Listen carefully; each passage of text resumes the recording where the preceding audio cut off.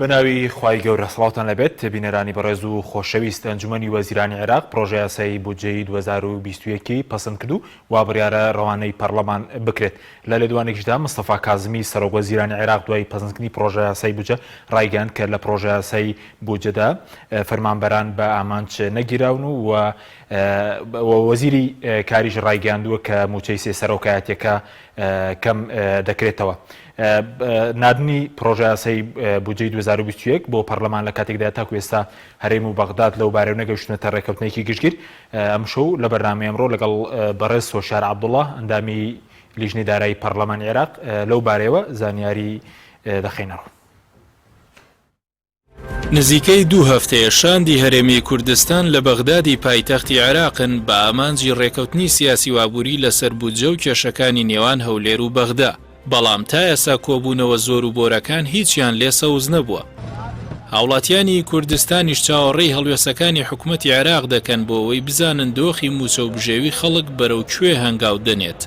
لە چەند ڕۆژی ڕابردوودا چەندین بەرپرسی حکومی و حیزبی لە هەرێمی کوردستان و تەنانەت سەرۆکی شاندی هەرێم لە بەغدا ڕایگەیاندووە حکوومەتی هەرێم بە هەموو مەرجەکانی حکوومەتی فیدراڵی ڕازی بووە و چاوەڕێیەوە دەکەن ڕێکەوتن واژۆ بکرێ. بەڵام چاودێران جەخت لەوە دەکەنەوە ئەو زانیاریانە ڕاز نین و لەو ڕێگەیەوە هاوڵاتیانی هەرێمی کوردستان چاواشە دەکرێن.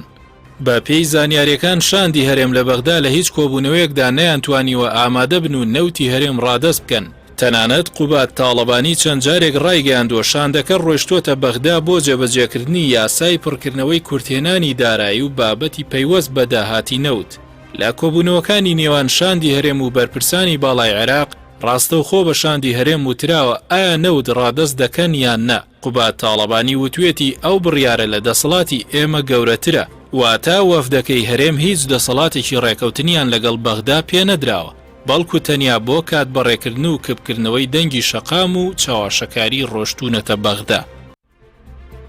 هاوکات چاودێران جەخت لەوە دەکەنەوە ئەو قسانەی دەکرێن گوایە وەفدەکەی هەرێم بە هەموو مەرجێکی عێراق ڕازی بوون. زیادەڕۆیی تێدا کراوە با پێچەوانەوە هیچ پێویست نییە شاندی هەرێم و سەرکردایەتی کورد بە هەموو مەرجێکی بەغدا ڕازی بن و ملکەچی هەموو فشارەکانیان بن. بەڵکو ئەوەی هەیە پرۆسەی دانوستانێکی دیبلۆماسی و دەستوریە و ناکرێت عاتیفەی خەڵکی بۆ بجوڵێنرێت. ئەوە لە کاتێکدا پەرلەمانتارانی کورد لە بەغدا چەندین جار هۆشیاریان داوە لەوەی استراتیژی کابینەی نوێمی حکوومەتی هەرێم ئەوەیە ئەگەر لەگەڵ حکوومەتی فیدراڵی نەگەنە ڕێکەوتن چەند مانگ جارێک و بە لێبڕینێکی زۆرەوە موچەی فەرمانبەرانی هەرێم دابەش بکرێت. ئێستاش بەشێک لە هاوڵاتیان دەپرسن ئایا کابینەی نوێمی حکوومەتی هەرێم مەبەستێتی ژیانی خەڵک باش بکات یاخود نا؟ ئایا حکوومەتی هەرێم نەو دەکات بە قوربانی خەڵک یاخود وەک ئەوەی ئێستا دەگوزارێت خەڵک و ئاشتی کۆمەڵاتیش دەکاتە قوربانی نەوت و سامانێک کە تەنیا حزب و بنەماڵە دەسەڵاتدارەکان لێی سوودمەند بوون و بەهرەمەندن.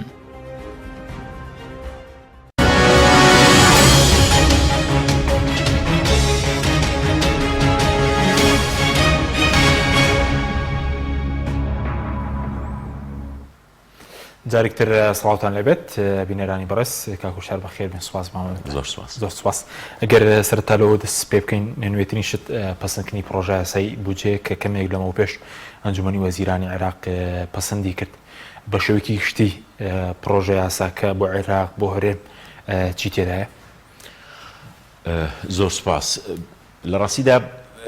ئەم ئێوارەیە پەسەند کراوە نازانینەوە نوسخەیە خۆتان زانن نوسخەیەک ماوەی ڕابردوو دزەی کرد یعنی وە لە ئیعلامە بڵاو بووە. پێم وایە دەستکاریەکی کەمی کراوە گەرنا ئەسڵی پرۆژەی یاساکە هەر ئەو پرۆژەی یاسا دزە پێکراوەیە کە با بڵێن لە بەرچاوی دەستگاکانی ڕاگەاندن و لە بەرچاوی خەڵکە یەکگومان هەندێک تعدیلی تێدا کراوە ڕەنگە لە پەیوەست بە مەسەلەی لێبڕینی ئەو دەرماڵانەی کە هەیە و لە تێکڕای دەرماڵەکان با بڵێن نسبەتێک لێبڕینی دانابوو. بەگشتی و موازنەیەکی تا ڕادەیەک جیایە لە موازنەی ساڵەکانی ڕابردوو لە ڕووی چۆنێتی ئامادەکردنەوە لە ڕووی با بڵێن ئەو معلوماتە دەقیقانەی کە وەکو جەداول وەکو خشتە لە زۆربەی بوارەکانە ڕیز کراوە لە ڕووی هەیکەلی و لە ڕووی شکلیەوەی شەکە لە موازنە زۆر باشەکان بڕاستە نسبەتی عەجزتیا گەورەیە و ئەو نسبەتی عەجزەش خۆتان ینی دوای توانین بینە سەری کۆمەڵی کۆکاری هەیە دیارترینیان مەسەلەی دابەزینی نرخینە و دووەمیان مەسەلەی تاوان پێشەمە شتێک گەندەڵی نەگەڕانەوەی داهات بۆ سەلەی ئیتیحادی بەگشتی و بەتایبەتی لە مەجای ڕسوم و زەرائب و گەمارگ و ئەمانە بە شەکەی تری خۆتان نزانن ینی داهاتی نەوتیش دابەزی و هەرچەند ئێستا تا ڕادێک جوڵی کردووە بێجگەلەوەی کەوای کردووە کە عەجز یاخود کورتێنان زۆر گەورە بێ ئەوەیە کە نەفەقاتی تەشغیلی لە عێراقدا زۆر گەورە بووە لە حکوومەتەکەی عادل عەبدولمەهدی و لە سەرەتاکانی ئەم کابینێش خەڵکێکی زۆر تەعین کراوە و نسبەتی تەعینکردنی خەڵک بۆ موچەخۆر لە عێراقدا ئەجگار زۆرە یعنی بەگشتی ئەمە وای کردووە کە نەفەقاتی تەشغیلی لەسەر حسابی نەفەقاتی استثماری زۆر زیاد بێ بەمە عەجزەکە گەورە بووە و ئەمە طبعا لە دەرەوەی هەموو ستانداردە عالەمیەکانن با بڵێن ئەو هەموو موچەخۆرەی کە لە عێراق ساڵانە زیاد دەکا و ئەجیزەی ئەمنیتیا زۆر زۆر گەورەیە مثلا بۆ نمونە حەشدی شعبی بە تەنها خۆی بەقەدەر 3-4 وەزارەتی گرنگ با بڵێن تەخسیساتی بۆ کراوە بەڵام کوتم یعنی یەکێکە لەو موازنانەی کە ئێمە خۆمان ئەزانین یعنی لە دوای 2005 موازنە زۆربەی جار کۆپی پیست بوو کۆپی پیست بەس ئەرقامەکان ئەگۆڕا ئەم جارە لە ڕووی شکلیەوە کە پێم وایە ئەمە بەشێکی لە مەساتی وەزیری داراییە یعنی کە خۆی پیاوێکە لەو مەجالەیە ینی لێهاتوویەکی گەورەی هەیە پشکی هەرێمی کوردستان تیایدا پشکێکی باشە ینی ڕژنووسەکە چیە پشکی هەرێم ئەزانی بە هەمووی کۆکەیتەوە ینی بە نەفەقاتی تەشغیلی و استثماری و ئەو منەحوشتانی کە وەریەگرێت دەچێتە نزیکی 13.5 بۆ 14 تریلیۆن ئەگەر بە نەفەقاتی فعلی 12 تریلیۆنیش یان 11 تریلیۆنیش بگاتە هەرێمی کوردستان کە من بۆ خۆم پێم وایە ئەم ساڵ لەبەرەوەی ئێمە لە بەردەم ئینتیخاباتین ینی ڕەنگە نەفەقاتی فعلی لە عراقیشدا لە ئاستێکی بەرزدا بێت چونکە زۆربەی سێکتەر و کەرتەکان ئەجوڵێن گەر نەفەقاتی فعلی لە عێراق لە مستەوایکی بەرزا بێ بۆ نمونە لە سەروی 80-85 ئەوانە بێ ئەو نسبەتی کە دێ بۆ هەرێمی کوردستان لەو 13 تریلیۆنە زۆرە بەڵام ئەوە سێتە سەرەوەی کە ئایا 13 تریلیۆنە لە بەرامبەر چییە لە بەرامبەر لە ڕژنووسەکە بڵێنەوەی کە لە ڕژنووسەکە نازانم آخر جار دەستکاریان کردویانە ئەم 3-4 ڕۆژی کە کۆبوونەوەی فراوانیان لەسەر کردو بەڵام تقریبا هەمان ئەو مادانیان تیاجی ژیر کردوەوە کە لە یاسای موازنەی 2019 هەبوو باس لەوە دەکات 250,000 بەرمیل نەوت ئەکا داوای 250,000 بەرمیل نەوتەکە وەگەر هەرێمی کوردستان التیزامی نەکرد بە جۆرەی یاسای ئیداری مالی و دەینی عام با بڵێن نسبەتی زیانی لێ ئەبڕدرێ بەڵام کە نوسخەکە هاتە لیژنەی دارایی ئەو نوسخە مسەڕەبە لە لیژنەی دارایی با بڵێن کوتلە شیعیەکان بە تایبەتی دژی بوون وتیان ئەمە هەمان تاسو حەمامی ساڵی 2019 و ئێمە بەم دەقە بەم شێوازە ڕازی نابین ئێدر لە هەموو حاڵاتێکدا خۆتان زانن ینی لە 2019 دا تعدیلات زۆر بوو بە تایبەتی مادەی دەبڕگەی جیمی یعنی ئێمە لە هەموو حاڵاتێکدا داکۆچیەکەین لەوەی کە بە ئەسلوبێک لە ئەسلوبەکان تێبپەڕێبەوەی کە پشتی هەرێمی کوردستان تیاجێگیر بێ بەڵام لە ئێستادا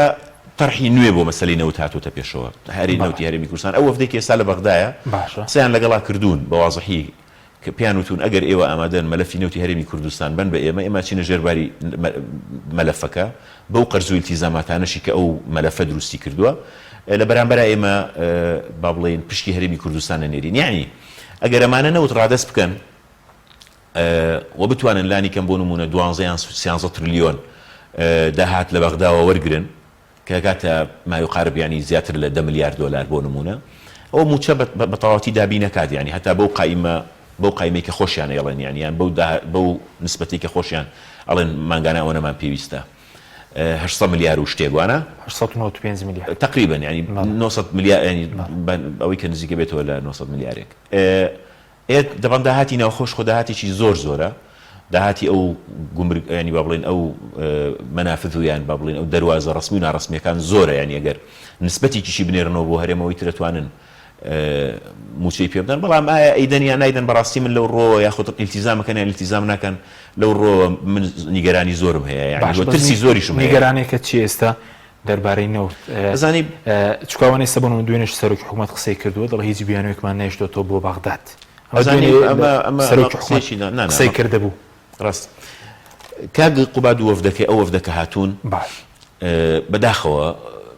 من نازانیانی سەرچاوی ئەم قسە ئەنی ئەم لێدوانانە چۆن بوو بەڵام زۆر لێدواندران لە ڕاستیە ڕاست نەبوون ینی مەسەلەن بۆ نمونەیەک لەو لێدوانانە ئەڵێت هەرێمی کوردستان ئەوان ڕازی بوون هەموو نەوتی هەرێمی کوردستان ڕادەست بکەن ئەسڵ و ئەساسی نییە یان ڕادەست ئامادە بوون نەوت ڕادەست بکەن ئەسڵ و ئەساسی نییە ئەو وەفدە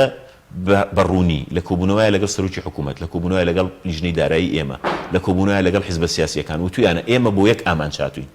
بۆ یەک ئامانج ئەویش بریتیە لە یاسای سەدی عەجزی مالی یاسای با بڵێن پڕکردنەوەی کورتێنانی دارایی ئەم یاسایە داوای ئەقیامی نەوتەکە ئەقیامی نەوت یعنی قیمەتی نەوت یعنی داهاتی نەوت ئێمە هاتوین داهاتی نەوتان ڕادەست بکەین نەگنەوت بەڵێ بۆ داهاتەکەش تەمان پێیان وتون ئێمە جەدوەلتان ئەدەینێ جەدوەلی ئەوەی چەندمان فرۆشتووە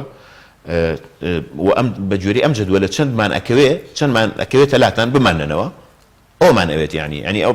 طبعا لەسەرەوەش ئیشکال دروست بووین توانێت ئەوە پارەکە ناگەڕێنەوە بەس ئێوە داتاکانمانە دەنێ توانە بەڵێ ئێمە داتاکانتان ئەدەینێ لەگەڵ سۆمۆ ڕێکەوتون لە هەندێک لە کۆبوونەوەکانە باس لەوە کراوە ئامادەین ئێمە ئەقیاممان ناوێ نەوتمانەوێت لە هەندێکە وتویانە باشە بەڵام ئێمە چەندمان ئەکەوێت چەندمانە دەنێ لە بەرامبەرەوە ینی پرسیاری ئەویان لێ کردوون لە یەکێک لەو کۆبوونەوانەیە کە کۆبوونەوە بوو لە ماڵی سەر و کۆمار سەرۆکی کوت لە کوردیەکانی لێ بووە لێیان پرسیوە لە کاقوبادایە نەوت ڕادەست دەکەن ئەو توێتی بەڕاستی مەسلەی بڕیاری ڕادستکردنی نەوت بڕیارێکی مێژوویی و گرنگ گەورەیە و ئەمە لە دەسەڵاتی ئێمەدانە لە دەسەڵاتی ئێمە گەورەترە یعنی پرسیارەکە ئەوەیە یان پرسیارەکە دوو ڕووی هەیە کە تا ئێستا حکوومەتی هەرێمی کوردستانیان ئەو کاستە سیاسی باڵادەستی هەرێمی کوردستان یان عائیلە سیاسیەکانی هەرێمی کوردستان بەداخەوە لە خەڵکی ئەشارنەوە یەکێک ئایا نەوت ڕادەست دەکەن نەوت نەک داهاتی نەوت ڕادەست دەکەن چونکە لە ساڵەکانی بێجگە لە قانونی سەدی عەجزی مالی بێجگە لەم قانونە لە هیچ قانونێکی پێشتر قانونی موازنەکانی پێشتر باسی ئەقیام نەکراوە باسی قیمەت بەس باسی نەوت کراوە ڕادەستکردنی نەوت بە سۆمۆ وەڵامی ئەم پرسیارە بدەنەوە ئایا نەوت ڕادەست دەکەن ئەمە پرسیاریەکەمە دوو پرسیار دوم ئایا دەتوانن ڕادەستیکەن یان نا ینی چونکە قسە زۆرە لەسەرەوەی نەوتیان بۆ پێشەوە فرۆشت بێ ینی نەوتیان پێشوەخت فرۆشت بێەوەی کە لە کوردەواریا پێڵێن بە سەوزی خوارد بێتیان تا وەڵامی ئەم دوو پرسیارە نەدەنەوە خۆچی دەستکەوتووە لەبارەی ئەم دوو پرسیارەوە من بۆ خۆم پێم تەسلیمی دەکەن من بۆ خۆم پێم وایە ئەم زانیاریانی کە باس لەوە دەکەن نەوتیان پێشتر فرۆشتووە و ئاشتی هەورامی تووشی ئەوەی کردوون کەنەوە بفرێشە بۆی کە نەوتەکەمی بفرۆشێ بۆی ئیتر چیتر مەترسیەوەی لەسەر نەبێ لای بەرن یا لای نەبەن پێم وایە ئەمەیان کردووە ئەی نەوتەکان پێشوەخت فرۆشتووە ڕەنگە تا 2024 یەک دوو هەر وەکو قەناعەت و تێگەیشتنی سیاسی ئەمانە نانوێت نەوت ڕادەستکەن چونکە پێیان وایە ئەگەر نەوتی هەرێمی کوردستانیان لە بەردەستان نەمێنێ نەئەتوانن حکومڕانی بکەن نەئەتوانن ئیمپراتۆریەتی میدیاییەکەیان بەردەوام بێ حکومڕانی مەوسڵ موچەدان یان شتی تر نەخێر هەر موچەدان نایانی شتی تریش تەمان خۆم نەوتیان کوا بۆ موچە بەکارهێناوە ینی بەشێکی کەمی نەوتیان بۆ موچە بەکارهێناوە بەشە گەورەکەیان بۆ خۆیان بەکارهێناوە وەکو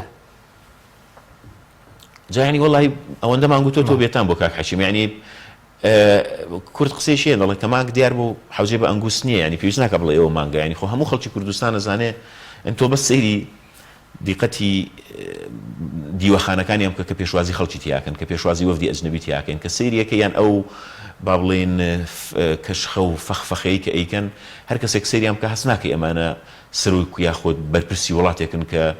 لە ساڵێکدا 4-5 موچیان دابش کردووە این هەر کەسێک سەیریان کە هەست ناکە ئەمانە بەرپرسی وڵاتێکن خەڵکەکەی ئامادەیە سینجی خۆی بنێ بە گولەوە لە پێناوی داوایان لێ بکە موچەکەم بەر یاخود موچە هەست ناکە ئەمانە خەڵکی هەرێم و وڵاتێکن کە خەڵکەکەی هەمووی داوا لە بەغدا ئەکە موچەی باتێ و هەوڵەدا موچەکەی بچێتە سەر بەغدا ینی بەداخەوە ینی دیارە ئەمانە چیان کردو بۆ خۆیان چیان کردو بۆ عایلە سیاسیەکانیان چیان کردو بۆ حیزبەکانیان چیان کردو بۆ لەشکرە هینیەکەیان ینی تۆ تەسەوەر کە لەشکرێکی زۆریان بەکرێ گرتووە لە تۆڕە کۆمەڵاتیەکانە ئیشیان بەس بریتە لە جنێودان یعنی ئێستا ئێمەمانان چ من چاوەڕێکانم لە گروپی 15 ئەوانەی تر داکۆچی لە قوتی خەڵکی کوردستانەکەین کە من زۆر کە من ئەوانەی کە بێدەنگ نەکراون جایا لە ترسا بێدەنگ نەکراون ینی نەترساون یانەوە تا ینی هەتا ئێستا یان لەوەیە کە باچیان بەوە نییە کە چۆن تەخوی نەکرێن کاک حەشیم تۆ تەسەوەر کە ئەمانە بەپارێنەوە دەهۆڵێکی گەوریان بەدەستەوە گرتووە هەرچی لەگەڵیان نەبێت تەخوینیەکەن هەرچی پێیان بڵێ وانی ئەڵێن ئەمە دوژمنی کوردستانە هەرچی پێیان بڵێ ئێوە ڕاست ناکەن ئەڵێن ئەوە خۆفرۆشە هەرچی پێیان بڵێ بابەت چیتر وا لەو نەوتەمەکەن ئەڵێن ئەوانە بەکرێ ژیراون هەرچی پێیان بڵێ کاکە بەسە تاکەی ئەم خەڵکە بێ موچە بێڵێ ئەوانە دژی هەرێمی کوردستان ئیشەکەن خەڵکێکی زۆر بەوە ترساوە خەڵکی وەکو ئێمە ئەزانێ لە بەغا لە پەرلەمانتارەکانی حتا پارتی یەکێتی خەڵکی تریش وەکو ئێمە ئەزانێ کە حەقلای ئێمەیە بەس ناوێرێڵێ کاکە پارتی دەهۆڵێکی گەورەی بەدەستەوەیە یان دەسەڵات لە کوردستانە دەهۆڵێکی گەورەی بەدەستەوەیە تەخوینمانەکە ئەمە بەچی کردویانە یعنی لەشکرێکی ئەلکترۆنیان داناوە تۆ مەسەن بڕۆ بۆ فەیسبوک تویتەر بڕۆ بۆ ئینستاگرام لە هەموو شوێنێک هەر شتێک ئەڵێ قسەکەی تۆ 100% ڕەوایە بەڵام کە پەلامارتەدا بۆ پەلامارتەدا چونکی ئەرچی ئەوەیە پارەکە لەسەر ئەوە وەرەگرێت جنێوت پێ با مەسەلەن جا ئەوە تەمان هەر بۆ خەڵکی سادەنا سا لە دەرەوە خەڵکیان کڕیوە لە دووە لە ئێسکەندە نافی وای لێ هاتووە خەڵک وتار لەسەر ئێمە نووسێ کە پێشتر بۆ خۆی بۆ ناسرا بوو على ئاساس ئاکتیڤیستە لە مەجای مێیاونە بە پارەشتە لەسەر ئێمە نووسن جنێو بە ئێمە ئەدەن بۆ چاویان لەوەی چەند سەد یۆرۆیەک وەرگرن یاخود وەری نەگرن وایان کردووە یعنی بەم پارەی نەوتە ئەیانەوەی هەموو مجتەمەعەکە کۆنتڕۆڵ بکەن بۆیە پێیان وایە بگەڕێنەوە سەر پرسیارەکەت عەفوم کە پێیان وایە ئەگەر نەوت ڕادەست نەکەن یعنی خۆ ئەگەر نەوتەکە ڕادەستکەن ئەمانەیان پێ ناکرێت یعنی ئەمانەیان پێ ناکرێت کە بتوانن هەموو کۆمەڵگەکە بێدەنکەن هەموو کۆمەڵگەکە زەلیلکەن یعنی بەنەوت وایان کردووە زانی ئەو نەوتە ئەو بۆ ڕێی کە ڕایان کێشان کاک حەکیم ڕێک وەکو کەلەپچەیەکی ئاڵتوونی وا بوو وەکو باش نیشانی خەڵکیاندا بەڵام بۆ خەڵک جەهەنەم بوو بیرتانە 2013 نێچیروان بارزانی ئەیوت ئێمە کارێکمان کردو کۆمپانیای ئەگدا ئەمەزرێنین بە ناوی کەپکۆ ڕاستەوخۆ لە خەڵک سوودمەند دەکەین و هاوڵاتیان سوودمەند دەکەین لە پارەی نەوت بزانە نەوت چ بەدبەختێکی بۆ خەڵک هێنا بزانە تا ئەو کاتەی 2013 بە بۆڕی نەوتیان ڕاهین نەکرد ساڵانە تا 2013 بزانە موازنەی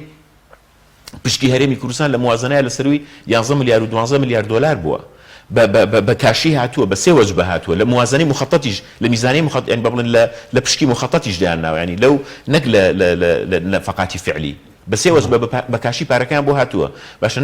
کە نەوتیان فرۆشت نەوتەکەیان بۆ خۆیان برد بەس خەڵکەکە بێ موچە مایەوە خەڵکەکە بێ ژیان مایەوە بۆیە نایانێنەوت ینی پرسیاری گەورە پرسیاری هەرە گەورە ئێستا لە بەردەمی هەمووانە لەوەیە بە تایبەتی بە پارتی چکە مەزای بۆ ئەڵم بە پارتی باش بەس سیرکە بۆ ئەڵم پارتی چکە کاکە جارێ نسبەتی گەورەی نەوت لە بەردەستی پارتیایە 4,000 بەرمیل لەژێر دەسەڵاتی یەکێتیایە زۆرینەی زۆری لە بەردەستی پارتیایە باشە ئەمە یەک دوو بکەری سەرەکی لە سیاسەتی کوردیە پارتیە یەکێتی تاوانبارە لەگەڵیە گۆڕان تاوانبارە لەگەڵە ئەم دەورەیە کە بەژاری کردو لە حکوومەتە بەڵام فاعیلە سەرەکیەکە بکەرە سەرەکیەکە ئەوەی قسەی ئەخیرەکە پارتیە بۆیە ڕوو دەبێت لە پارتی بێت ئەی ئەرکی وەفدی هەرێم کە پێکاتون لە سەرۆکایەتی قوبات تاڵەبانی مادام کە بڕیارەکە لای ئێوە یان لە بستنەوەی گۆڕانوەزیری دارایی دەڕوات بۆ بەغداد ئەرکیان چییە پێشتر وەفدی باڵای گۆڕان و یەکێتی هەبوو کەوتیان با وەفدێکی خاوەن بڕیار بڕوە وەفدە خاوەن بڕیارەکە نەڕۆ من پێم وایە وەفدە خاوەن بڕیار نییە لێ خاوەن یەک شتە بۆ یەک بڕیار ئەوانیش لێ و تووشیانە یعنی بە تایبەتی کاقوبەت توێتی من هاتووم بۆ ئەم یاسایە یاسای قەرز بەڵام بەڕاستی من هەم هاتنم لە هەموو بارێکا پێ باشە وەگەر لە بیرت بێ من هەر لە دوای یاسای لە حڕ عراقی شەر وتومە هەر لە دوای یاسای سەدی عەزیمالی وتم تکا بە پەلەوەرن بۆ بەغدا و کارێکی باشیان کردو هاتوون بۆ بەغدا و کارێکی باشی شەکەن لە بەغدا ماونەتەوە و کارێکی باش دەکەن لایەنە سیاسیەکانیان بینیوە زانی کارگە حەکیم ئەوەی کە لە دوای 2004 و 2005 بە پیلان و بە پلان بەحساب بەغدا تەڵاق دەن و خوان خستە باوەشی ئەنقەرەوە گەورەترین خیانەت بوو کردیان گەورەترین خیانەت ئەوە بوو کە هەموو نەوت و مقدراتی خەڵکی کوردستانی خستە باوەشی تورکیاوە باشە و خەڵکیان لە بەرامبەر عێراقا بێموچە هێشتۆتەوە خۆیان ئاوایستا بە زەلیلی ئەڕۆن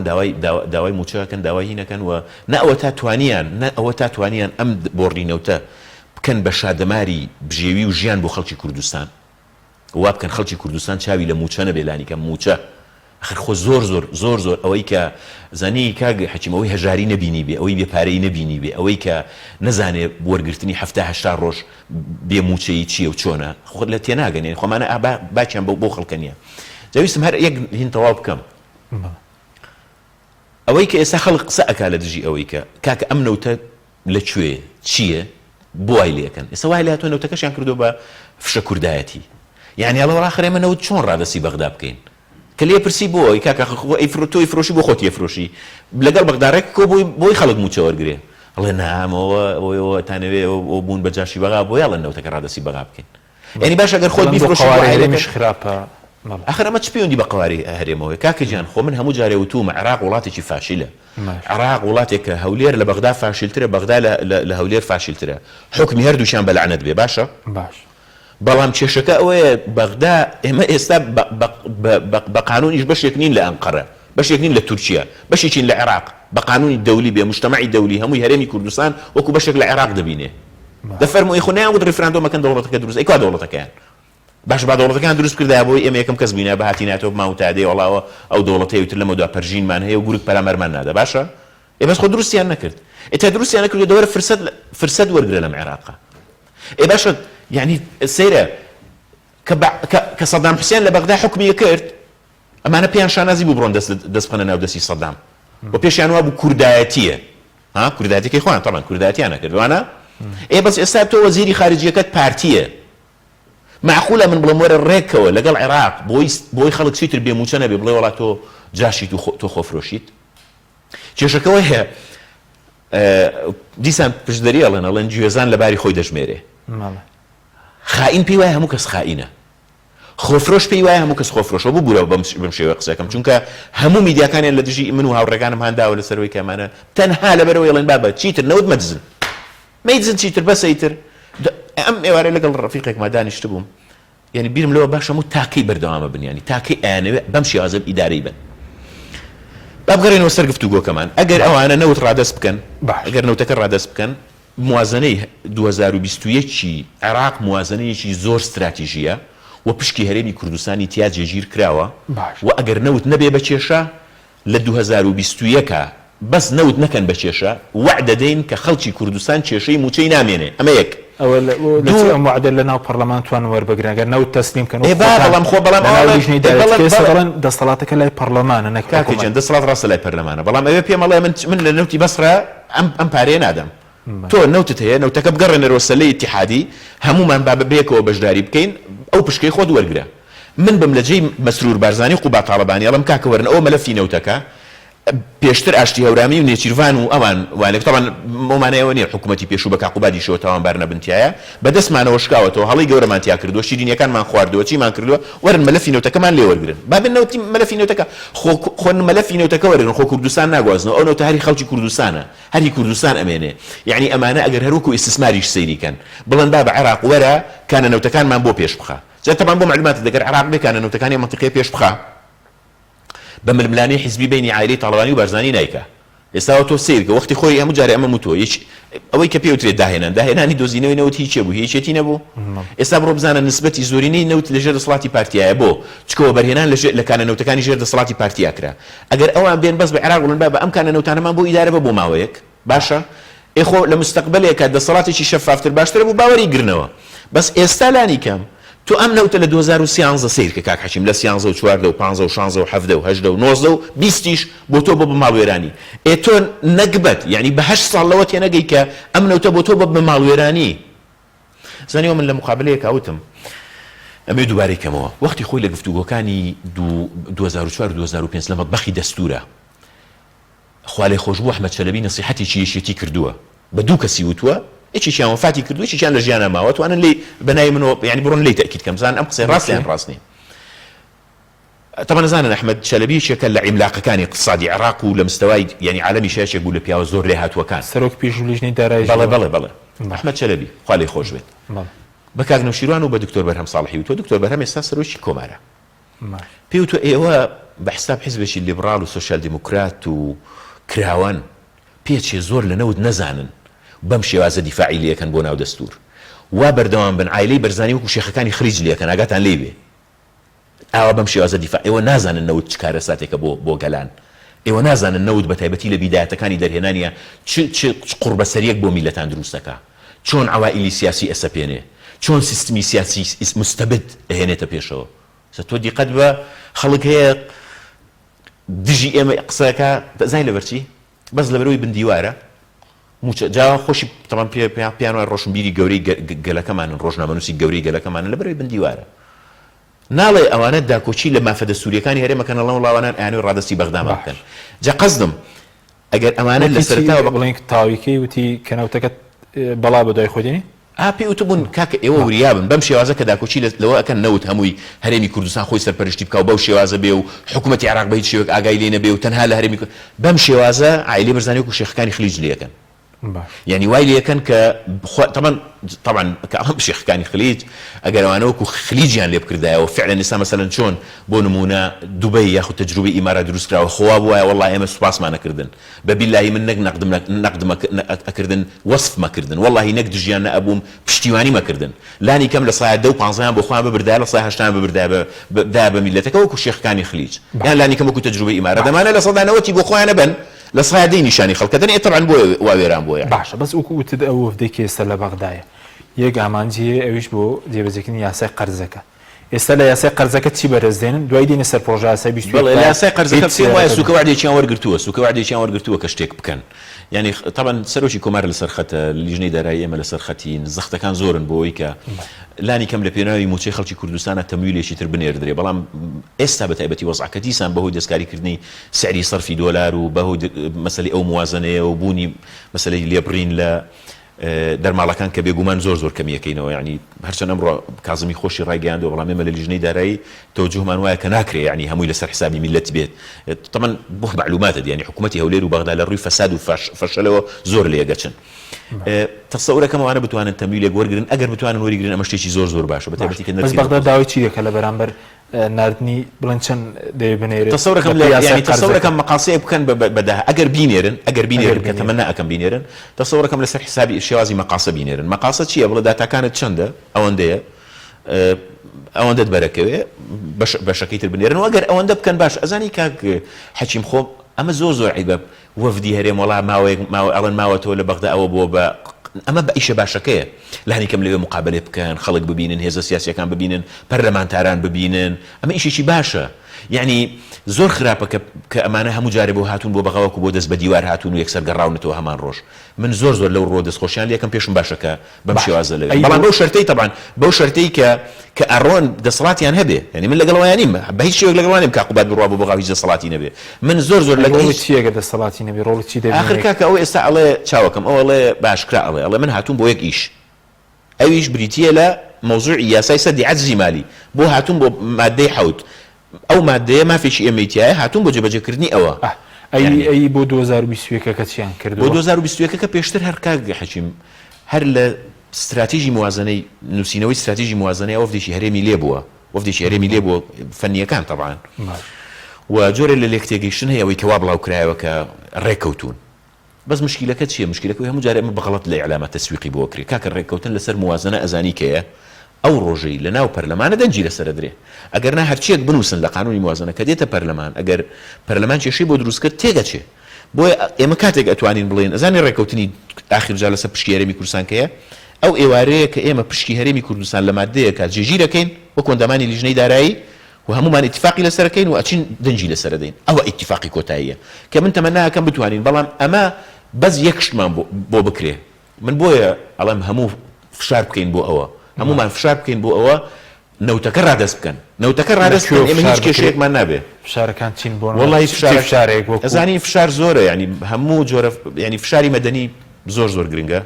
فشاری خەڵک زۆر گرنگە باش فشاری فەرمانبەران زۆر گرنگە جام تەبەناڵم فشار مەبەستمەوە نییە ینی بڕژێنە سەر جادە و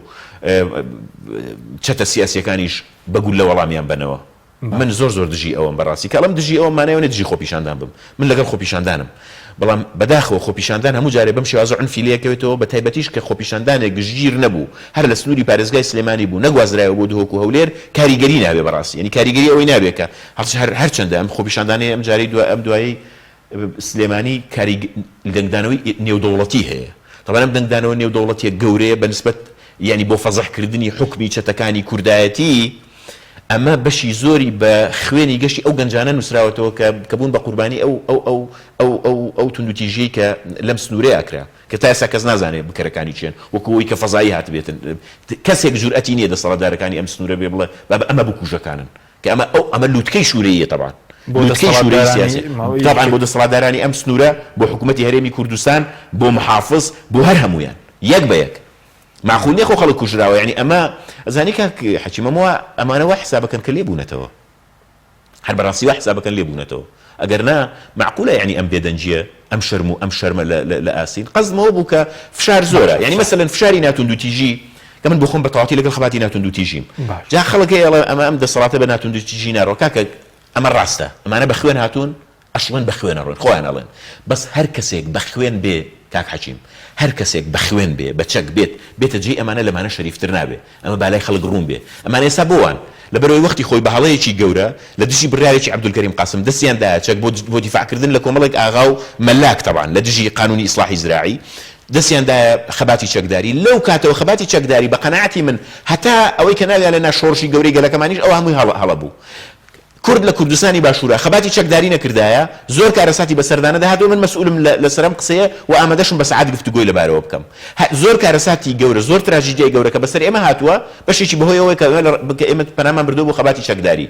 باشە هەیە لەوەڵ ئەگەر خەباتی چەکداریمان نەکردا شمە جا لەوە زیاتر چیمان باشە لە ئەمفال زیاتر چیمان بەسەر هات لە هەڵەبجە زیاتر چیمان بەسەر هات ئەم 5,000 گوند کە وێران کرا چیمان بەسەر هات نەتیجەکەی چی بوو نتیجەکەی بوو ئەوانە هاتن دەسەڵاتێکیان لە بەعس ناشرینتر نیشاندا خۆیان ئەڵێن ئەوەی بەعس بە ئێمەی نەکرد ئێمە بە میلەتەکەی خۆمانمان کرد ڤیدیۆیان هەیە بەمە ئەڵێن ئەوەی بەعس بە ئێمەی نەکرد ئێمە خۆمان بە میلەتەکەی خۆمانمان کرد ئەڵێ ئەوەی کە لە شەڕی براکوژری کوژرا کوڕی هەژار بوو ئەوی لە تەنیشتمان کوژرا هەر کوڕی هەژار بوو کارێکمان کرد بە میلەتەکەی خۆیان ئەڵێن لە مقابلەی تەلەڤیزیۆنیە قەزم ئەوەیە کە کاک حەکیم ینی بەڕاستی خەڵک هیلاکە یعنی خەڵک بە تایبەتیش کە دوای هیوادارم بینە سەری ئەم بارودۆخە ئابووری ئێستای عێراق ڕەنگە بارگرانی زیاتر بۆ خەڵک دروستکە بۆیە ئەمانە ئەبێت چیتر بەخواندا بچنەوە ناکرێ بەم شێوازە باسی ئەومە کرد فشاری مەدەنی مەسەلەن خەڵک نەڕژێتە سەر جادە بەڵام خۆتوانێ ئیزرابی عام بکە خۆتوانێ نەچێ بۆ دەوام کاڵم ئیزرابی عام بەبستمەوەی ئەو دەوا ئیرانەی کە ئەگەر زانیان ئەمانە بۆ نمونە نەوت ڕادەست ناکەن کاکە تۆ نەوت ڕادەست ناکەی موچەم نادێت تۆ تر حکوومەتی چی دەوڵەتی چیت یعنی ئەتوانن خۆ ئیزرا بکەن ئەتوانن مەسەلەن ناڕزاتی نیشان بدەن کاکە هەرنا لانی کەم پشتیوانی ئێمەمانان بکەن پشتیوانیمان بکەن لەو هەوڵانەمان لە بەغدا لە بریەوەی دژمان بن لە فەیسبوک ژنێومان پێ بن کە ئێمە داکۆچی لە خۆی و نەوەکەی و ئاژدا و ئابادی یەکەین لە بریەوەی بێت جنێوم پێ باو پەلامارم با لەبەرەوەی کە بۆی حیزب پێ بڵا عادەسی خۆش بێ جنێوکت بە فڵاندا و بە فیساردا بێ پشتیوانیمان بکە بۆی ئەو زەختانی ئێمە لەسەر حکوومەتی هەرێم و لەسەر حکوومەتی عێراقیش بەسەر هەردوو لە کاریگەری هەبێ و بتوانین موشەدابین بکەین بۆ 2021 بەڵێ سوپاس دەکەم ناوبڕێکمێ دوێ ناوبڕکە دەگەرم بۆ لای بەڕست بەڵێ بینەرانی بەڕست ناوبڕێکی کورت و دەکەڕینەوە لاتەن لەگەڵمان بمێنەوە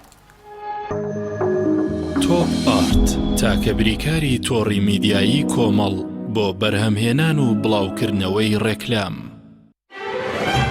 برنجی سروشتی شیمال لەسەر خواست و داوای زۆری هاوڵاتیانی خۆشەویست دوای گەڕان و هەوڵێکی زۆر لە باشترین کێڵگەکانی وڵاتی ئێران ئەم جارە برنجی سروشتی شیمال باشترین و خۆشترین برنجی دەنەکخڕی شەژمانگەی دەرەجەیەکی ئێرانی بۆ ئێوە هێناوەتە کوردستان ئەم برنجە دەنەکخڕا باشترین و بەتانترین برنجی گردەی کێڵگەکانی ئێرانە ئێمە کێڵگە بە کێڵگە گەڕاوین بۆ ئەوی باشترین برنجی سروشتی و بەتام و خۆش بۆ ئێوە بدۆزینەوە بە چاڵتوکی لە جوتیارەکانمان کڕی و خۆمان کڕەمان کردووە تاوەکو دڵنیا بینەوە لە پاکی و پوختی برنجەکەمان ئەم برنجە پڕ ڤیتامین و کانزای سروشتیە بەبێ مادەی کیمیایی و پارێزەرە لەگەڵ ئەم برنجە هیچ خەمی بەرزبوونەوەی شەکرە و کۆڵسترۆڵت نەبێت چونکە برنجێکی ئۆرگانیکە و پڕە لە مادە و کانزای سوود بەخش هەروەها ئەگەر تەنیا برنجی سروشتی شیمال بخۆی هیچ خەمت نەبێ قەڵەوت ناکە تەندروستیتان لە هەموو شتێک گرنگترە بۆیە برنجێک خۆن لە سەرچاوەکەی دڵنیا بن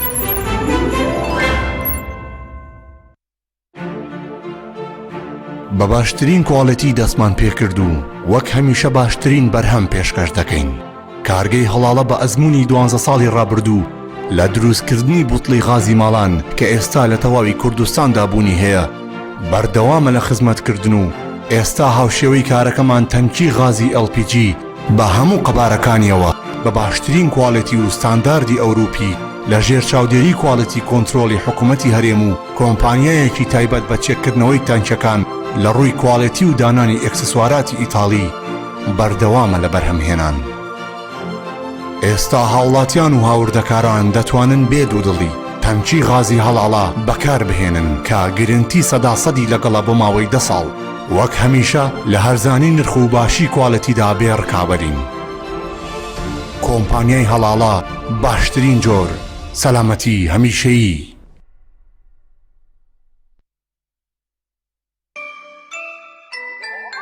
ئەم قڕاناوی چالاکە حەزی لە چپسێکی چاکە بۆیانینی لای تاکە زۆر تەندروستە و زۆر پاکە ئەم چەشناوی باریە حەزی لە چپسی نینیە نینی تامی سروشتیە هیچ چپسێک وەک ئەو نییە هەر جوانیش کوڕێکی جوانە حەزی لە ئاهەنگێرانە لە یادی لەدایک بوونەکەی چپسی نینی بوو هەڵبژار دەکەی نینی هاوڕێی مناڵانە تامی خۆشە و بێزیانە بۆن و ڕەنگی هەمە جۆرە شێوە و قەبارەی زۆرە گوشاری نینی تامێکی لە یاد نەکراو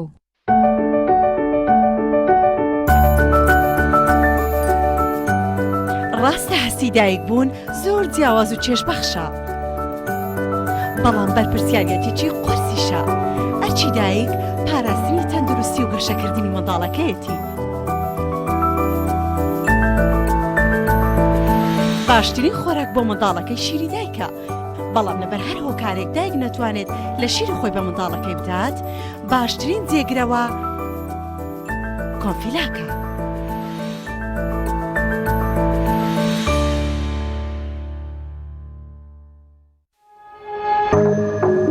تۆپ ئارت تاکە بریکاری تۆڕی میدیایی کۆمەڵ بۆ بەرهەمهێنان و بڵاوکردنەوەی ڕێکلام.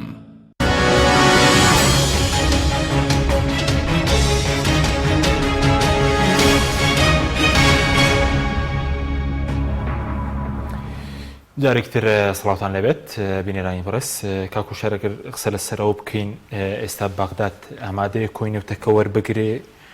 و ئایا ئەگەر هەرێم وەکو ئەگەری دابین ئەگەر نەوتەکە تەسلیم نەکات ڕێک نەکەون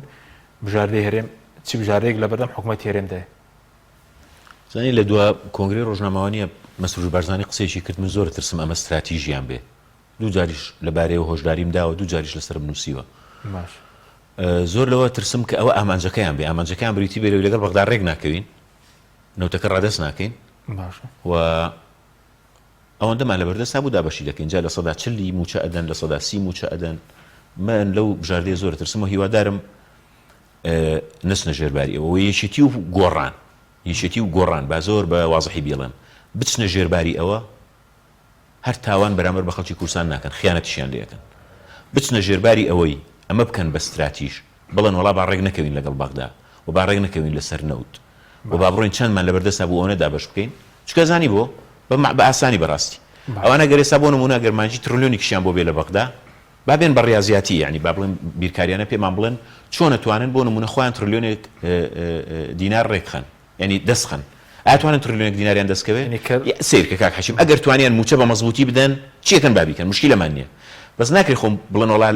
لەتە موچە ئەدەین و چارەگە موچە ئەدەین و نیوە موچە ئەدەین بەڵام ناچین لەگەڵ بەغدا ڕێکەوین چکە قەزێکە وایە بۆ نمونە ئەوڵێ من 10 تریلیۆنم بۆ بێ ئەگەر لە بەغدا 10 تریلیۆنم بۆ بێ 4 تریلیۆنی خۆم پێ باشترە ئەزانی بۆ واڵێ جواب لەس بەسەری شتەکە بەهینا بەسەری شتەکەمە گوایە داکۆچی لە قواری هەرێمی کوردستانەکەن ئەزانی بۆ فەرقەکە خۆ تەبان 10 تریلیۆن زیاترە لە 4 وانە بەڵام ئەم 10 تریلیۆنە لە بەرچاوی خەڵکە هەموو ڕۆژێتەوەکو ئیعلامیاڵی 10 تریلیۆن لە بەغدا تا دێ موچەم بەرێ بەزەم 4 خۆی لە ئەساسە 6 لێ بردووە بۆ حیزبەکەی ئەڵە جامنە گەردە لە بەغا وەرگرمەی بەچی بژین ئەی عایلە سیاسیەکەم بەچی بژی ئەی ئیمپراتۆریەتە میدیایەکەم بەچی بژی ئەی جێشە ئەلکترۆنیەکەی ناو فەیسبوک بەچی بژێنم ئەی ئەو هەموو چەکدار و چەک بەدەستە چۆن بژێنم ئەوە قەزیەکەی جا لەبەرەوە نابێت ڕێگەیان بین و ڕێگەشیان نادەین و بەڕاستی ئەوەی کە پێمان بکرێ بۆ موچەی خەڵکی کوردستان لە قانونی موازنەی 2021 گەیکەن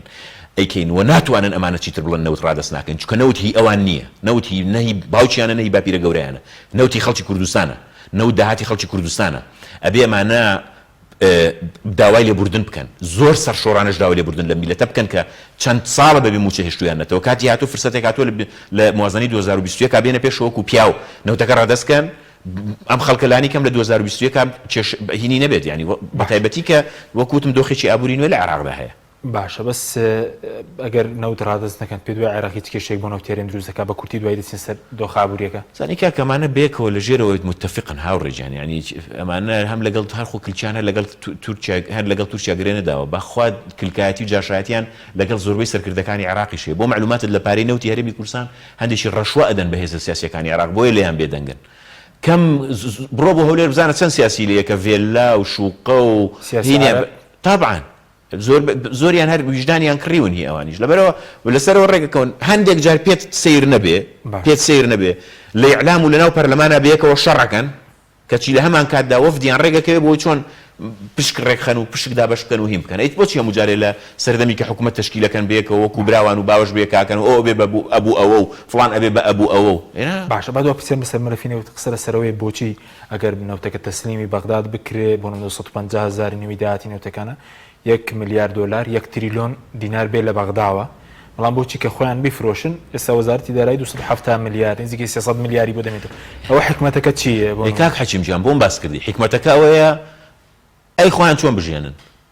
ئەی بلۆکە دۆلارەکانیان چۆن گەورەکەن کاکە ئەمانە ڕاهاتوون نەزانی ئەمانە من جارێکیش باسم کرد لە 91ەوە ڕاهاتوون کوردستان تاڵام بکەن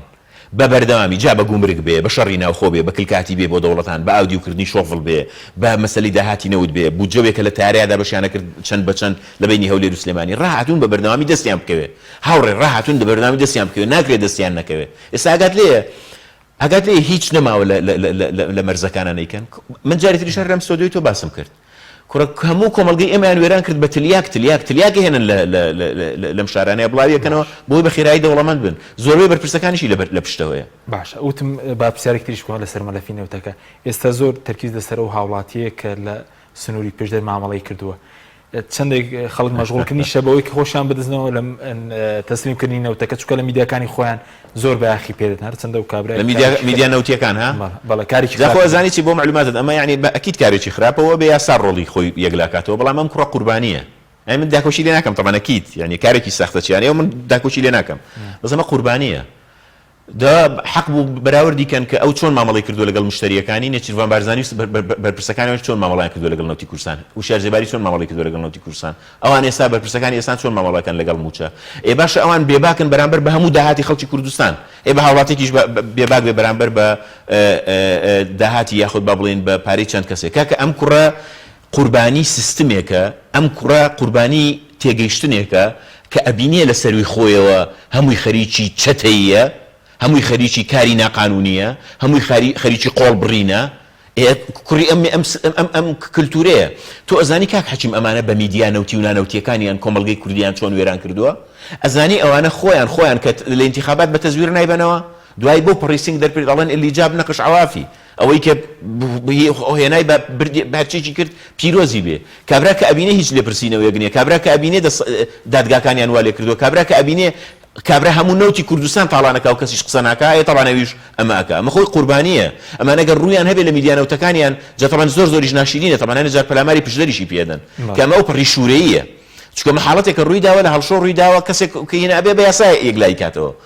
دوایی ئەبێ بەڕاستی بۆ هەموو کەیسێکیش دیسان هەوڵە من داکۆچین هەموو کەیسێکیش بێ دادگای یەک بزانێت چۆن و چۆن نییە ئایا هەر ئەو تاوانباریانەوەنەش تاوانبارن کە خەریکی سووخ خواردن بوون خەریکی حرام خۆخۆری بوون یعنی بۆ نمونە بەڵام قەزدەم ئەمانە بەڕاستی ئەگەر موسسەسەیەکی ئیعلامی کاریگەر هەبێ ئەبێ مقارنەیەکە بۆ نمونە ئەمە مقارنەکە بە ئاشتی هەورامی چی لە میلەتەکە کرد ئەبێ ئەمەش چی کردووە بە هەموو بە بەردەوامی ئێستاشی لەگەڵ لە گومرگەکانە تاوانەکەن بەرامبەر پێم سەیرە میدیای دەسەڵات ڕووی هەبێ خەڵک بەمەوە مەشغوڵکە کەمە حاڵەتێکی فەردیە طبعاً حاڵەتێکی فەردیە تەواو فەردیە مەشغوڵ بکە وەڵامە بەڵام خۆی دزی و جەردەی هەموو بەرحاڵیان هەروە خەریکی نوکتان لەسەی زۆر باشە با بینی و سەر دۆخ ئابوووریەکەی عێراق کە ئێستا نرخی دۆلار بەرز بۆتەوە و ئەمڕۆ بازار شڵەژا بوو دۆخەکە چی بەسەردێ نرخی دۆلار هەر بەو جێگیری دەمێت دۆی بانکی مرکزی بڵین بۆ 147 بڵین دیاری کردووە بۆ هاوڵاتیان وڵای بڵم چی کاگە حەچی مەزانی لە هەموو حاڵەتێکدا ئەو ویستم لایڤەکەتان شێرکەم هین نەبوو مشکیلە نییە دۆخی عێراق لە ڕووی ئابووریەوە دۆخێکی زۆر ناجێگیرە ئێستا فشارێک دروست بووە لەسەر کاڵم ناجێگیرەمانەوە نیە لە مەترسی گەورەیە بێ بۆینی بۆی خەڵک مطمئن بێ فشارێکی گەورە دروست بووە لەسەر یەدەجی عێراق بەهۆی دابەزینی نرخی نەوتەوە بەهۆی مەسەلەی کۆرۆنا ڤایرۆسەوە فشار لەسەر یەدەک دروست بوو ینی سەحبەکەن لە یەدەجی یان لە احتیاتی لە بانکی مرکزی ئەوەی کە بەڵێ ئەوەی لە بانکی ینی سەحبیان لێ کردووە پێشتر 64 بوو ماوەیەک گەیشت بۆ 68 هاتۆتە خوارەوە هەتا ئەم لەحزەیە کە من قسەکەم یەدەگی عێراق نەختینەیی هیچ خەلەلێکی تیانە یعنی هیچ کێشەیەکی لەسەر نییە بەڵام زەختی لەسەر دروست بووە ئەڵام فشاری لەسەر دروست بووە بانکی دەولی و با بڵێن قیاساتی وەزارەتی دارایی ئەڵە ئەگەر ئێمە هەندێک هەنگاو نەنین ئەوە لە ناوەڕاستی 2021 و تا کۆتایی 21 عێراق بە تەواوەتی ئیفلاسەکە چونکە هەموو احتیاطەکە سەحب بکرێت کە احتیاطەکە سەحب کرد دینار ئیتر هیچ بەهایەکی نامێنێ بەڵام کێشەکە چییە؟ کێشەکە ئەوەیە کاکە حکوومەتی بەغداد وەکوتم دوو ڕووی دراوێکن لەگەڵ حکوومەتی هەولێر بەس بە فەقیرە وێرن یعنی ئێمە زۆر جار پێمانوتون کاکە ئەم حکوومەتەی کازمی کە هاتووتمان با بە داهات زیادکەن ئەگەر لە بیرتان بێ هەر لە سۆدیۆ باسمان کرد کازمی ماوەیەک سنجی دەرپەڕاند وتی داهاتی هەموو گومرگەکان هێنمەوە و داهات زیاد دەکەم وانە چی کرد چی وای نەکردووە کە بۆی حساب بێ بەداخەوە لەبری ئەوەی بێ لەسەر حسابی کۆکردنەوەی مەسەلەن گومرگ و زەریبە و سیستمی زەریبی و ئەوانە چاکە هاتووە بۆ نمونە ڕاستەوخۆ پەلاماری جیرفانی خەڵکەدا دوو جاریش ها ئەنی تاوانەکە ئەوەیە یاخود کارەساتەکە ئەوەیە جارێک بێوێ بەهای دینار لە بەرامبەر دۆلار بێنێتە خوارەوە ئەمە جارێک هاوڵاتیان لە سەدا 20 بۆ 25 زەرەرەکەن لە قیمەی شیراییە جاری دومیش بێ دەرماڵەکانیان ببڕێ ینی لە یەک کاتە دوو گورس کە ئەمە بەڕاستی ئەمە ڕەتکراوەیە و خۆ دەزانانی ئەمە بە قانون توانای ئەومان نییە بە بانکی مرکزی یاخود بۆ وەزارەتی دارایی بڵێن سعری سەرف دیاری بکە ئەمە دەسەڵاتی خۆیانە بەس توانامان هەیە ئیقالەیان بکەین لێ پێچینەوەیان لێ بکەین تابەتی وەزیری دارایی چونکە تەڵەبەکەی وەزیری دارایی ینی بە خەڵکی کوردستان بزانێ وەزیری دارایی پێی وایە ئەو پێی وایە ئەڵێ ئەگەر بێت و من ئەم هەنگاوانە نەنێم کە طبعا بۆ معلوماتان ینی لە ڕووی توانای ئابووریەوە لە دوای ئەحمەد چەلەبیەوە خوا لێی خۆش بێت دووەم لێ هاتووترین کەسە لە ڕووی ئابووریەوە بەڕاستی ینی وەکو تیۆرە بەڵام لە ڕووی فعلیەوە زۆر لەگەڵ کۆمەلگەی عراقی تێک ئەژیاوە لیت ئەمایان شتێکی ترە بەس لە ڕووی علمیەوە ئەڵێ من ئەگەر ئەوە نەکەم لە ناوەڕاستی 2021 بەهای دینار نەک لەمایان ناوەسێ زۆر زیاترشکێ زۆر زیاترشکێ من ئەمە بکەم زیانێک هەبێ بەڵام بتوانین کۆنتترۆلی دۆخەکە بکەینەوە ئەوە ئامانجی ئەوە کە بۆ ئێمەشی باس کردووە ئێمە لەسەر مەسەلەی سعری سەرف طبعا ئێستا هەردووچیان ئیستجوابیان لەسەرە محافظی بانکی مرکزیش وەزیری داراییش بێنە پەرلەمان بەڵێ هەردووچیان ئیستجوابیان لەسەرە هەنی بۆی بزانی بۆی وانەزان خەڵک ڕۆڵی پەرلەمان ڕۆڵی خۆی نابینێ هەردووچیان ئیستجوابیان لەسەرە وە زەختێکی زۆر لەسەرە بۆی کە کاکە لانی کەمێکێکیان کەم کەنەوە سێ ڕەئی هەبوو بانکی مرکزی خۆی ئایانوت ئێمە طبعا وەزارەتی دارایی یانگوت ئێمە چیتر دۆلار بە 190 بە ئێوە نافرۆشین تان بۆی خەڵک لای ڕوون بێت دۆلار لە عراقدا هیچەیە هی وەزارەتی مالیەیە وەزارەتی مالیە لەکوێ بوو لە پارێنەوەتەوە بۆی دێ و ئێمە لە عراقدا بەداخەوە بەس نەوتە فرۆشین خۆ یەکشمان نییە بینێری نەدەرەوە بەس نەوت وانە چێ خاوەنی دینارە بانکی مرکزی